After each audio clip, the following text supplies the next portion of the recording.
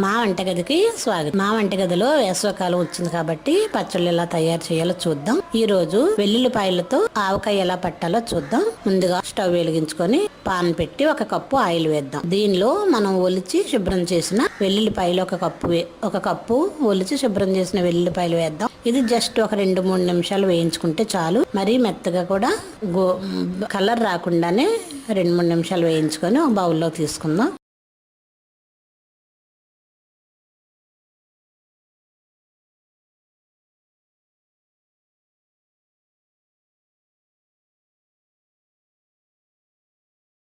ఇదే ఆయిల్లో కొద్దిగా పోపు దినుసులు, ఎండుమిర్చి,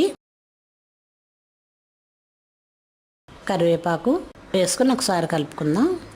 ఇది వేగిన తర్వాత స్టవ్ ఆఫ్ చేసుకొని దీనిలో 1/2 కప్పు కారం, 1 టేబుల్ స్పూన్ ఆవాలు మెంతిపొడి, 2 టేబుల్ స్పూన్లు ఉప్పు, ముందుగా వేయించుకున్న వెల్లుల్లి కూడా వేసి బాగా కలుపుదాం.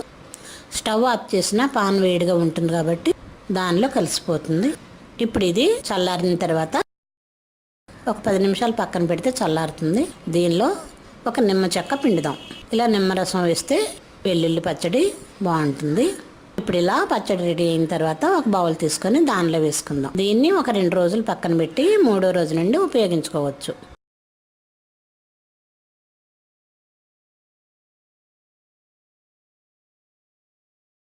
మా వంటగదిలో summer special garlic pickle ready. మరిన్ని వంటల కోసం మా వంటగదిని సబ్స్క్రైబ్ కాగలరు. ధన్యవాదములు.